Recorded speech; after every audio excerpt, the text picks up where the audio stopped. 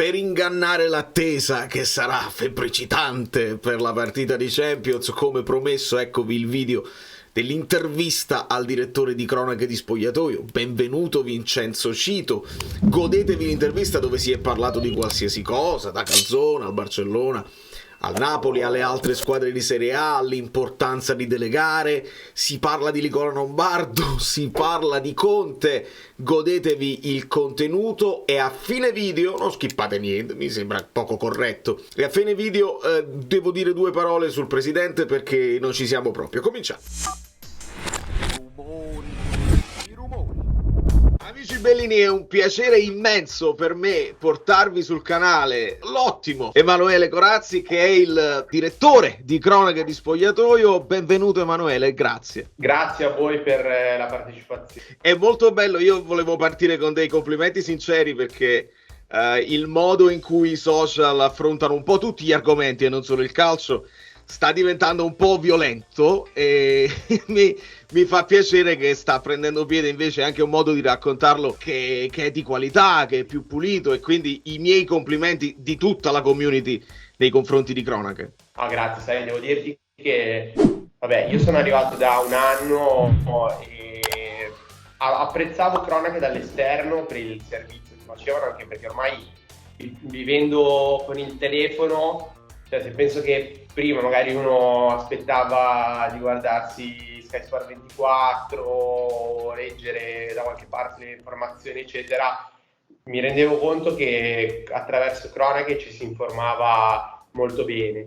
E poi diciamo da quando sono arrivato ho cercato di portare un po' di volti che avevo incontrato nella mia carriera a Sky, poi da DAZN, e di portare un po' i diritti, nel senso che trasmettiamo qualche evento che purtroppo dall'estero non si può vedere perché sono ovviamente diritti per l'Italia, perché quando compri un diritto lo compri per un territorio solo, e niente, poi abbiamo iniziato a fare un po' di interviste perché comunque con un po' di rapporti eccetera eccetera, che poi diciamo ti dico, faccio 30 secondi di filosofia dicendoti che mi sembra un momento in cui c'è un grande cambiamento nelle interviste e ce ne sono tantissime sono noiosissime nel senso non è colpa dei giornalisti, è proprio perché c'è il mondo del calcio, un mondo rispetto a quello degli sport americani, perché vivi in America, forse lo vivi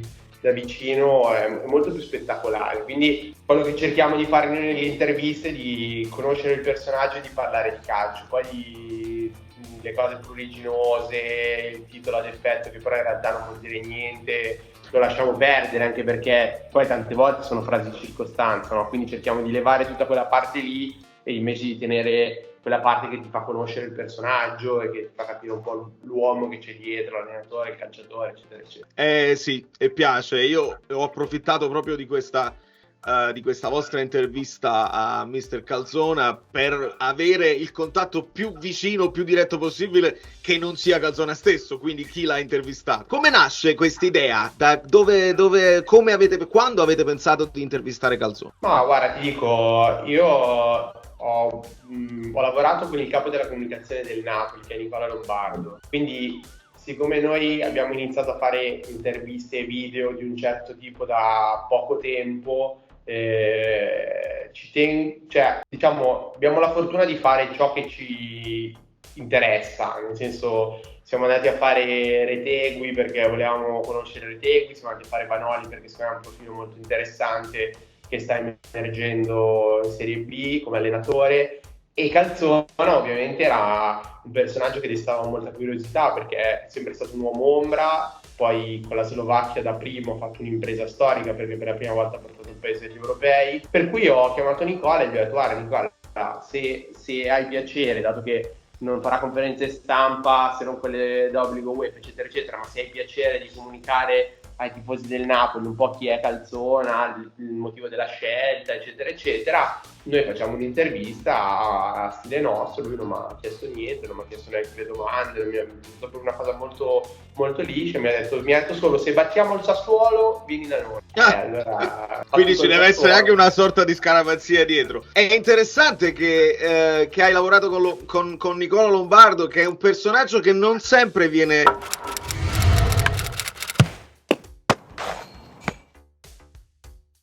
visto benissimo dai tifosi, non so agli addetti ai lavori, ma è sempre molto, molto duro, a volte rude, non risulta sempre simpaticissimo quando interrompe anche giornalisti, dice voglio proprio sentirla questa domanda, e quindi dammi un'altra chiave di lettura su Lombardo. È stato molto disponibile e ti ha dato subito l'esclusiva. Ma allora, io ti dico, avendo conosciuto Nicola, che era il mio responsabile ITV Sky Sport 24 quando avevo ancora i capelli neri, io penso che di ogni persona bisogna conoscere pregi e difetti, no? Nel senso, tutti noi li abbiamo, li ho io, li hai tu, immagino, e quindi Nicola ha i suoi difetti, però secondo me è anche una persona, io ho sempre apprezzato la sua curiosità, la sua voglia di, per esempio, il figlio di Nicola sta facendo un torneo per gli istituti superiori che con l'aiuto anche di Nicola, che ovviamente ha dei contatti nel mondo del calcio, sta prendendo moltissimo piede, lo racconteremo, veramente una cosa fatta bene, un torneo per le scuole superiori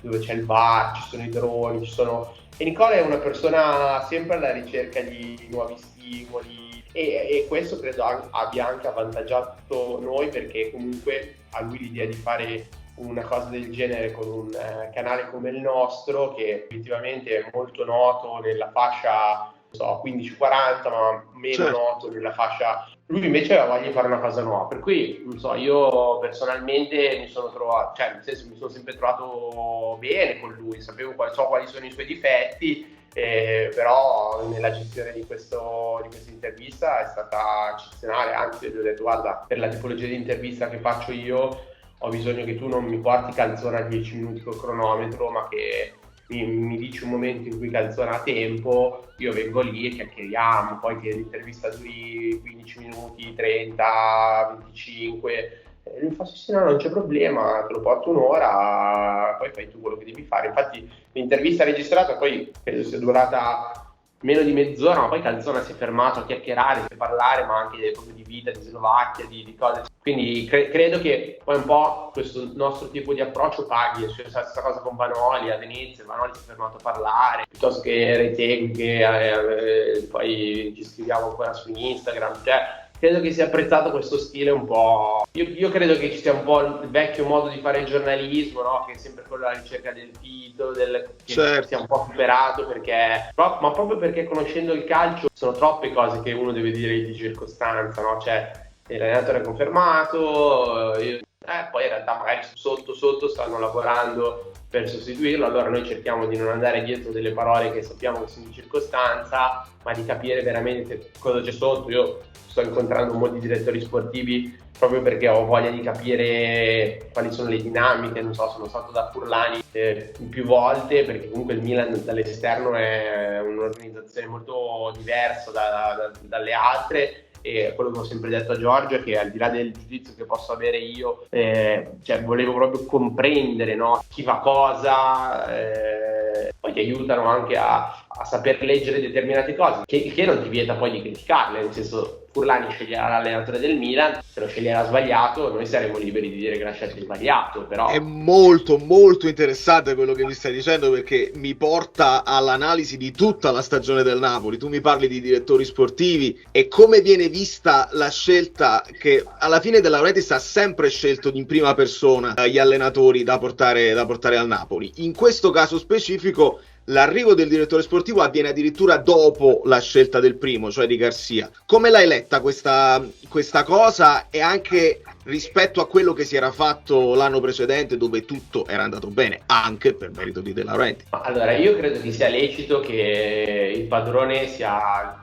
l'ultimo che abbia voce in capitolo in qualsiasi scelta, perché comunque, adesso ti ho fatto l'esempio del Milan, Gerry Cardinale non è sempre in Italia, quindi ha dato una delega a Furlani di essere l'ultimo decisore, e quindi per esempio Presidente Giorgio mi ha detto: è ovvio che non scelgo io Okafor, magari lo avvallo, ma lo sceglierà più Moncada, lo sceglierà più lo staff, eccetera. L'allenatore lo devo scegliere io perché è una scelta strategica, quindi io il fatto che De Laurentiis scelga l'allenatore lo trovo assolutamente strategico. Allo stesso modo penso che una società abbia bisogno di un'organizzazione molto chiara, e qui ti faccio l'esempio della Lazio, che io ho sempre apprezzato perché aveva una linea molto sottile ma chiara, cioè Lotito, Tare, l'allenatore, e secondo me via Tare è mancato un tassello importante. E il direttore sportivo è quello che deve vivere la quotidianità, perché per esempio De Laurentiis sta spesso a Roma, ma è normale che il presidente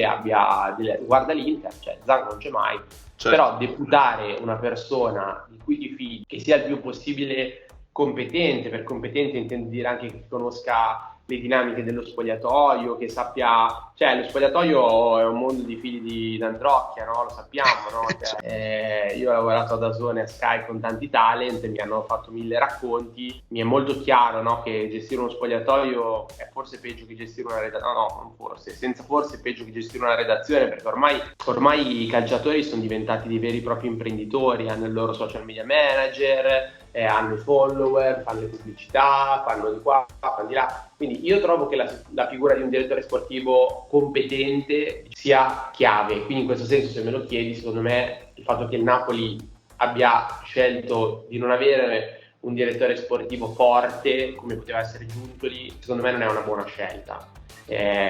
Così come nella Lazio non è una buona scelta, a parte che secondo me non è una buona scelta privarsi di Tare, ma se ti privi di Tare, secondo me ti devi prendere un direttore sportivo fortissimo. Quindi io credo che al Napoli l'anno scorso ci sia stata una sorta di magia, ma poi ormai lo vedi, ci sono almeno 4 squadre che corrono per vincere lo scudetto in Italia, no? Cioè il Napoli, l'Inter, il Milan, la Juve corrono per vincere lo scudetto, e Lazio e Roma ci provano, e poi ci sono delle squadre emergenti con dei buoni progetti come l'Atalanta, come il Bologna, che vengono fuori. Per cui tu pensa, 4 squadre partono per vincere il titolo e ci sono le annate. Questa è l'annata dell'Inter, l'anno scorso è stata l'annata del Napoli, che aveva un allenatore formidabile, che probabilmente era anche a un punto di maturazione della sua carriera tale per cui sapeva scegliere sapeva gestire bene la situazione, magari ha anche gestito determinate pressioni meglio che altre volte, no? Perché penso Spalletti all'Inter, Spalletti alla Roma, vuoi anche per situazioni magari più difficili, perché Spalletti sia all'Inter che alla Roma ha anche avuto situazioni difficili, però insomma Spalletti era un grado di maturità tale per cui ha gestito molto bene le cose. In più c'era un direttore sportivo che io non conosco personalmente, lo conosco solo telefonicamente, mi piacerebbe conoscerlo personalmente, come Giuntoli, che sicuramente è uno che insomma sa fare le cose fatte bene, per cui tutto l'insieme di queste componenti, oltre a una rosa molto forte, che il Napoli ha ancora una rosa molto forte perché ce l'aveva l'anno scorso, ma anche se è partito Kim, io credo che il Napoli abbia comunque una rosa molto forte, hanno portato allo scudetto.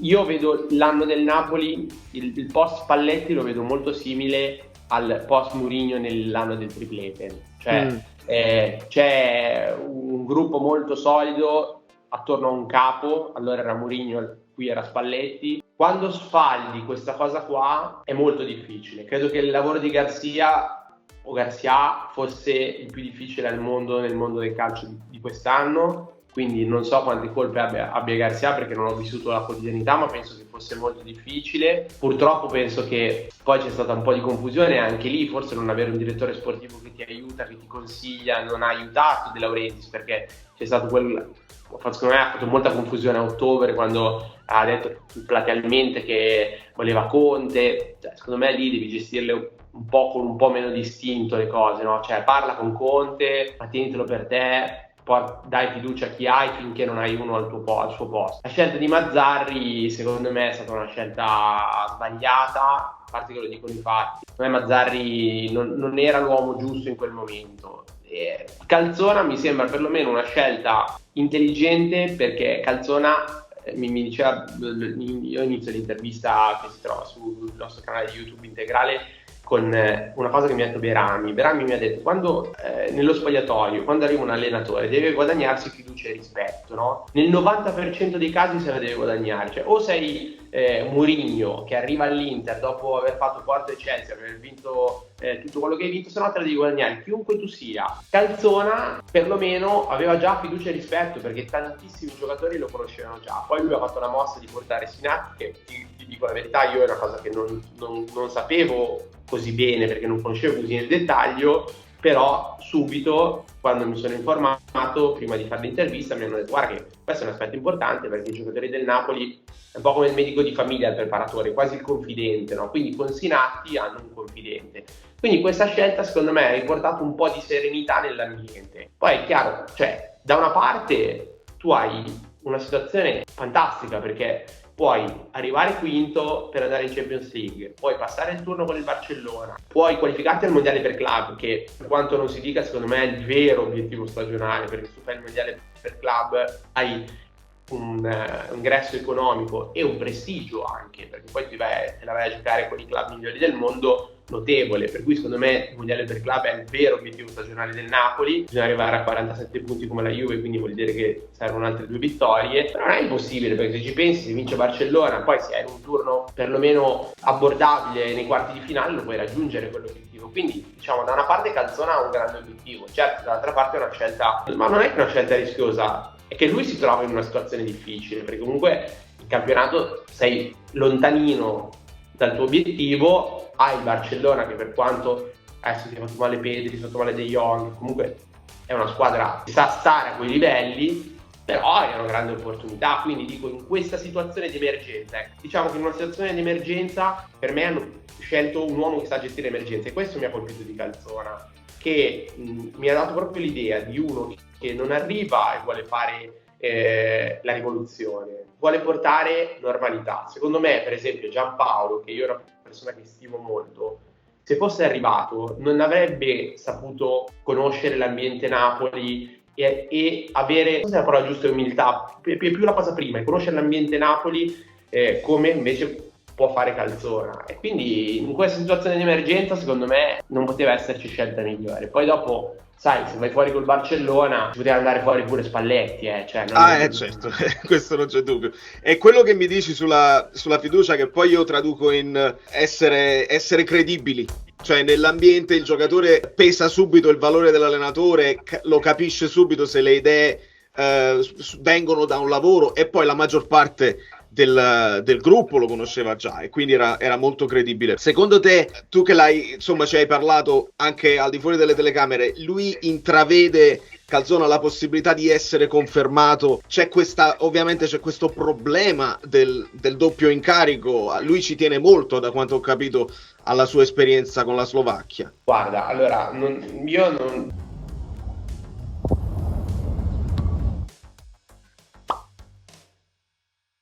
questa domanda non gliel'ho fatta perché secondo me è sconveniente in questo momento. Sì, ma oltretutto ragionando col buon senso, io credo che Calzona sia qui con l'obiettivo di portare il Napoli a raggiungere il suo obiettivo, no? Che, come abbiamo detto, sono questi gli obiettivi. Lui a livello personale, questo sì me l'ha detto, se ognuno di noi fa bene, ognuno di noi a luglio, a giugno trarrà vantaggio dall'aver fatto bene, quindi vuol dire che Kvara potrà avere un rinnovo a cifre migliori, che se un giocatore se ne vuole andare magari avrà più mercato, cioè il valore di, faccio caso, Meret, se il Napoli fa una bella stagione sarà più alto, quindi ne trarrà beneficio sì il Napoli ma anche Meret, ho detto veramente un giocatore a caso, e quindi Calzona secondo me nello specifico sa che fare bene a Napoli potrebbe voler dire per lui diventare un primo allenatore anche magari in un'altra squadra di Serie A e sarebbe un grande passo nella sua carriera. Secondo me pensare a Calzona allenatore l'anno prossimo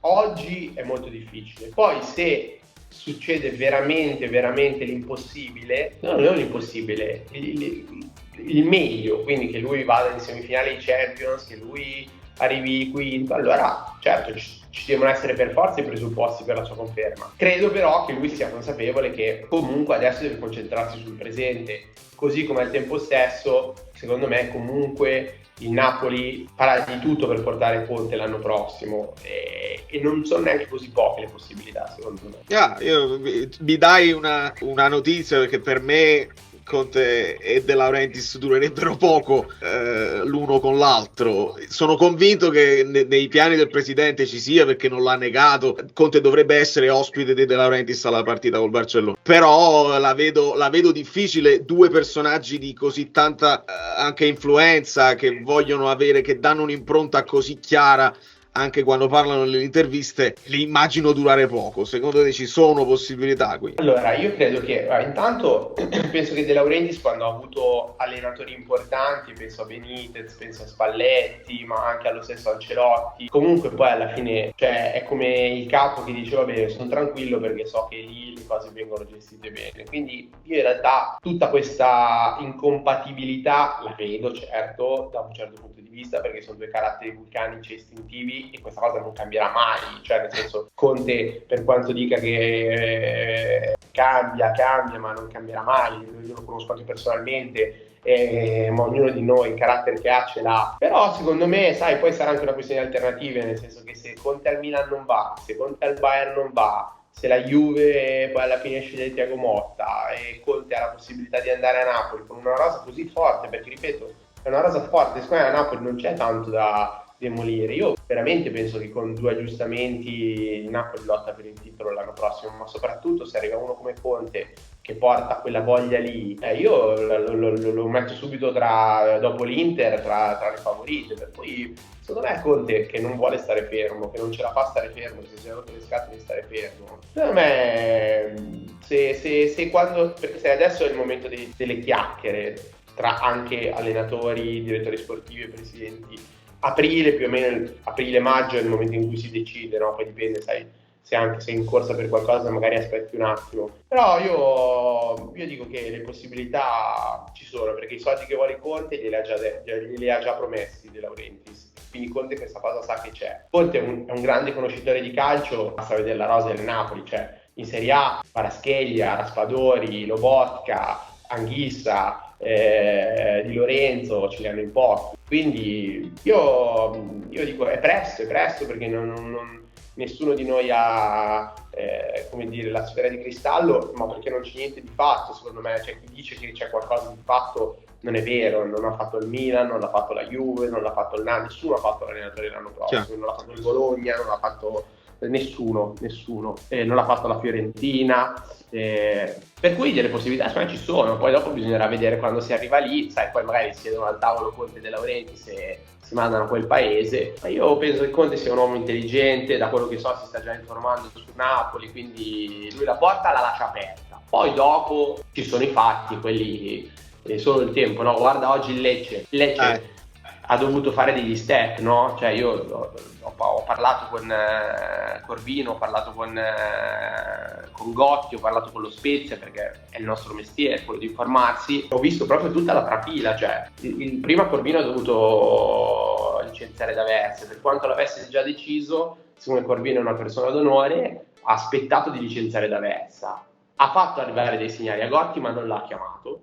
Nel momento in cui ha licenziato D'Aversa ha chiamato Gotti, poi dopo che ha chiamato Gotti ed era d'accordo con Gotti ha chiamato lo Spezia. Non avrebbe chiamato lo Spezia perché Gotti è sotto contratto con lo Spezia fino a fine anno, non avrebbe chiamato lo Spezia. Cioè questo secondo me è tanto di cappello a Corvino. Per questo torniamo allora alla figura del DS, perché a volte i DS sbagliano i tempi anche, cioè se tu fai una mossa sbagliata in questo, a parte che il mondo del calcio è un mondo ristretto dove poi te le fanno pagare le cose sbagliate, invece lui si è comportato da signore, te lo posso dire, perché veramente, cioè, io ci credo a quello che mi ha detto Corvino, ieri sera mi ha scritto delle cose, stamattina me ne ha scritte delle altre, e quindi questi sono gli step che esistono nel mondo del calcio in qualsiasi azienda, per cui vediamo, quando sarà il momento di quegli step vedremo. E secondo te, proprio in chiusura, visto che mi hai parlato di Conte e di direttori sportivi, secondo te Conte vorrebbe un direttore sportivo di sua fiducia o gli sta bene anche la gestione di De Laurentiis, dove ce l'ha detto chiaramente, ha detto io parlo con Pozzo, io gli dico ti do 18 milioni all inclusive, io poi decido, non se ne fa nulla. Perez. Guarda, su questo Conte ha più litigato con i direttori sportivi che altro. Ah, quindi essere lui più una figura anche manageriale. Non lo so, questo non voglio dire una cosa che non so, ma se penso a Conte quando era al Chelsea, io lo seguivo per Fox Sports e ci parlavo molto, perché comunque vabbè, poi avevamo lo sfogo italiano, no? Cioè, che lui aveva a che fare con i media inglesi, ma non aveva sicuramente confidenza, cioè lui voleva fare la squadra, voleva i suoi giocatori, è uno che ha sempre voluto i suoi giocatori. Quindi io se dovessi dare un consiglio a Conte gli consiglierei di avere uno come, non so, Massara, che comunque poi dopo lavora con l'allenatore, non ha personalismi, protagonismi, che dice no, assolutamente devi prendere questo, e soprattutto una persona limpida come Massara che non sta sicuramente a fare le porcate con i procuratori, con gli agenti o che... Però io credo che in questo momento De Laurentiis pensi prima a prendere l'allenatore e che Conte pensi prima ad andare nella squadra dove vuole andare lui. Poi il direttore sportivo può anche venire dopo, secondo me. Grazie infinite Emanuele, è stata una bellissima chiacchierata. Hai qualche spoiler per tutti i fan di Cronache di Spogliatoio, qualcosa che bolle in pentola, ci vuoi anticipare? No, vabbè, guarda, ti posso dire che, no, come ti dicevo, stiamo lavorando tanto sulle interviste e presto avremo un'intervista con Samardzic che è molto legato anche al Napoli, visto quello che si è trascorsi, e abbiamo un'intervista che spero faremo giovedì con Buongiorno, che faremo giovedì, insomma, poi diciamo adesso le due cose che abbiamo principalmente in cantiere sono queste. Poi io mercoledì andrò da Pederzoli a Parma, perché comunque il Parma ormai, diciamo, è con un mezzo piede in Serie A, quindi anche lì sono curioso sempre di capire un po' l'organizzazione del club, come hanno lavorato, come lavoreranno, eccetera, eccetera. Quindi queste sono le cose principali che abbiamo, ma noi lavoriamo al di là di un progetto sugli europei che abbiamo, ma lavoriamo molto come tutte le redazioni, si lavora sempre molto sull'immediato, programmi a 15 giorni di distanza, non di più, perché anche il calcio poi succede che dovevo intervistare Calafiori io dopodomani, ma invece il Bologna, Sartori ha deciso ha detto calm down, non facciamo parlare nessuno per un po', e quindi abbiamo dovuto rimandare l'intervista a Calafiori, che era già apparecchiata con il ragazzo che voleva farla. Per cui insomma lo sappiamo che il mondo del calcio è così, ma lo accettiamo, va bene così, ci fa divertire, va bene. Non ci si annoia mai. Ancora un ringraziamento infinito a Emanuele Corazzi e grazie mille per la tua disponibilità e per la voglia di far arrivare il calcio anche in maniera più qualitativa a tutti quelli che lo vogliono seguire. Grazie a voi per l'ospitalità. Ecco, a margine, perché ieri mi era capitato di vedere in extremis del video di vigilia De Laurentiis che porta via Politano da Sky, però non si era visto il dopo.